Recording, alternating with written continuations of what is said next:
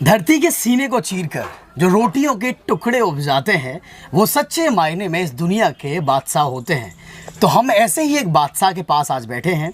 हम बांदा के प्रेम सिंह किसान जी के पास बैठे हैं और हम उनसे जानते हैं कि वो किस मॉडल से खेती कर रहे हैं और इतने समृद्ध हैं, सफल हैं। 23 देशों से लोग इनके पास आते हैं, सीखते हैं। तो मैं चाहूँगा कि आप सर अपने मॉडल के बारे में किसान भाइयों को जिस विधि से हम खेती करते हैं उसको आवर्तनशील खेती कहते हैं। आवर्तनशील खेती के 5 स्टेप हैं। हम हर काश्तकार को इस बात के लिए प्रेरित करते हैं कि अपने खेत में बागवानी, पशुपालन और खेती का एक संतुलित अनुपात बना ले, जिसको मोटा मोटी कहते हैं कि 33% भूभाग में खेती, 33% भूभाग में पशुपालन और 33 में बागवानी करे। इन तीनों के संतुलन बनते ही उसके वो एक स्वायत्तता जन्म लेने लगती है। जैसे खाद की आपूर्ति अपने आप हो जाएगी, क्योंकि खाद पत्तियों से, सूखी टहनियों से और गोबर से आएगी। तो इस तरह से और उत्पादन भी 8 से 10 गुना ज़्यादा बढ़ जाएगा। लागत 2/3 लागत घट जाएगी जितने में बागवानी होगी, और पशुपालन होगा तो जो खेती करने की लागत है उसमें घटोतरी होगी। इस तरह से बहुत सारे आयाम में उसको फ़ायदा होने लगता है। तो और खेती अपने घर के लिए करें। खेती बोते समय भी बाज़ार ध्यान में न रहे और खेती काटते समय भी बाज़ार ध्यान में न रहे। तो जो कुछ भी खेत के लिए से करे, डिजाइन खेत का करे, उसमें जितने मसालें, दालें, दूध, घी, जो कुछ भी उसके घर में लगता है और उस एग्रो क्लाइमेटिक जोन में संभव है, सब्जियां, अनाज, मिलेट्स, जो कुछ भी लगता है वो पैदा करे और उसमें जो कुछ भी बचे अपने घर से उसको प्रोसेस करे। ये चौथा स्टेप है।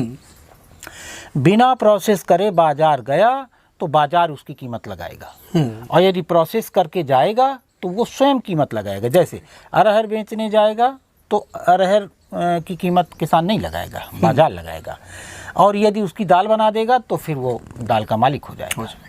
इस तरह से उसको प्रोसेस करे, और प्रोसेस करने बाजार माने जो कुछ भी धन के रूप में उसके पास आए उसमें अपने गांव और पड़ोस का एक हिस्सा निर्धारित कर ले, क्योंकि किसानी सामाजिक विषय है, यह अकेले नहीं हो सकती है। यदि हमने समाज को छोड़ दिया, जैसे मैं हर आदमी से कमज़ोर कोई ना कोई आदमी बना रहता है, तो अपने से कमज़ोर के साथ में खड़ा हो तो अपनी आमदनी का कुछ हिस्सा उस कमज़ोर हिस्से के को स्वास्थ्य में, न्याय में, शिक्षा में अपने बराबर लाने में मदद करने में लगाए। बिल्कुल। और दूसरा एक मनोवैज्ञानिक कारण भी है इसमें कि जैसे ही हम अपने कमज़ोर के साथ में खड़े होते हैं तो हमें बड़ेपन का एहसास होने लगता है, और जैसे ही हम अपने बड़ों के साथ में खड़े होते हैं तो अपने छोटेपन का एहसास होता है। बिल्कुल सर।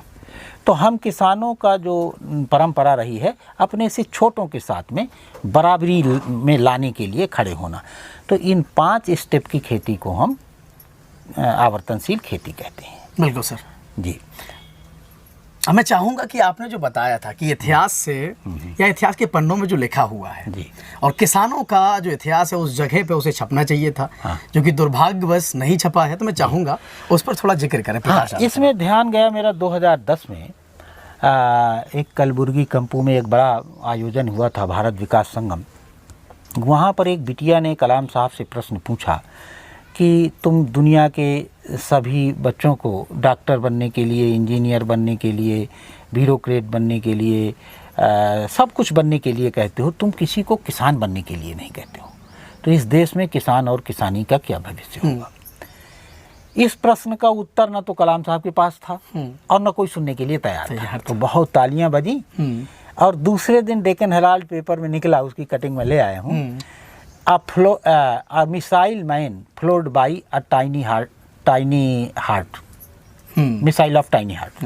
माने एक मिसाइल मैन, एक मिसाइल मैन एक छोटे से बच्चे की मिसाइल से धराशायी हो गया।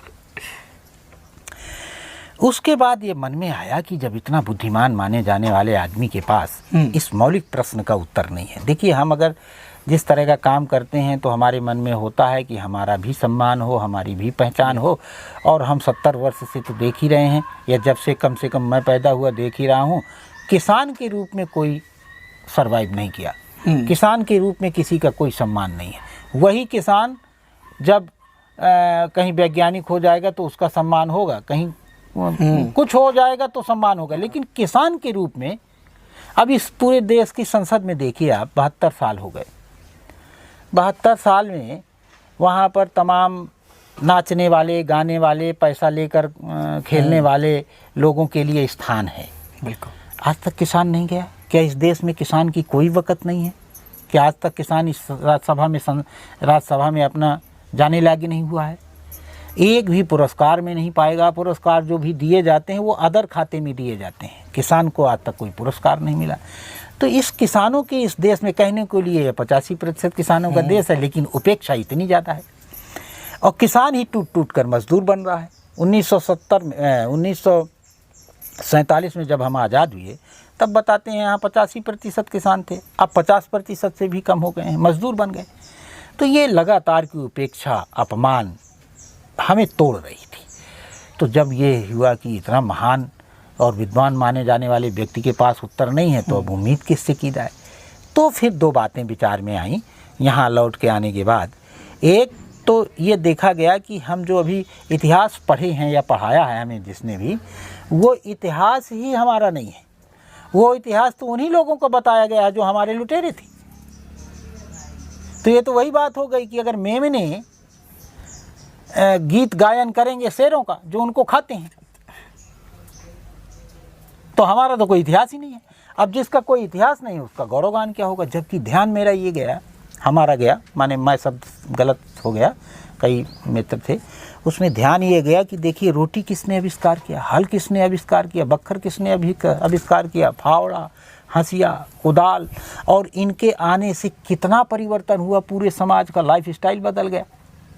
ये सारा आविष्कार हमारे पुरखों किसानों ने किया। इनका इतिहास कहाँ है? उसी समय भाला बर्छी बना, उसका तो परमाणु बम तक का इतिहास है। लेकिन खुरपी ने इस धरती को कितना बदला, कितना ठहराव आया। घड़े के आविष्कार के बाद कैसे हम नदियों के किनारे से सभ्यता उपजाऊ खेतों की तरफ गई।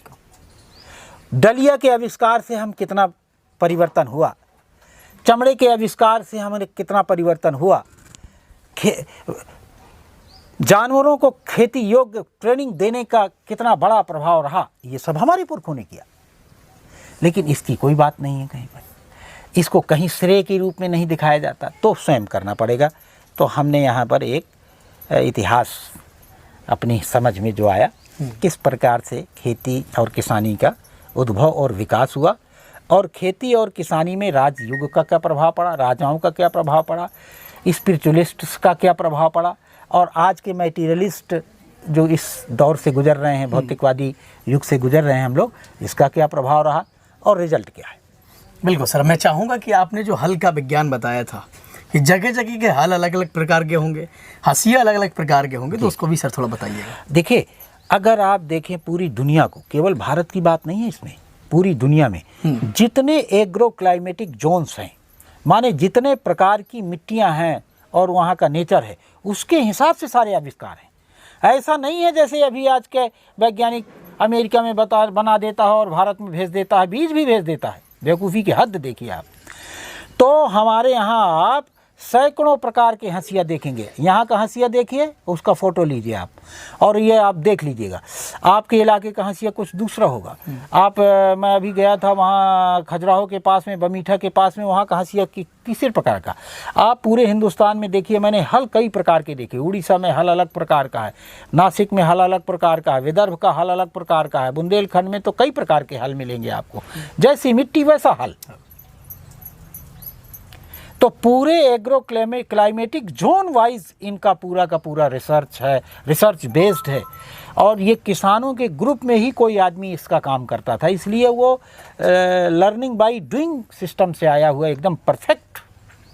और इसी वजह से देखिए आप, एक बखर होता है हमारे यहाँ, वो काली मिट्टी में चलता है, पीली मिट्टी में नहीं चलता है। वो काली मिट्टी वाले इलाके जितने हैं, चाहे वो महाराष्ट्र के हों, चाहे आंध्र प्रदेश के हों, चाहे हमारे बुंदेलखंड के हों, सब जगह पाया जाता है।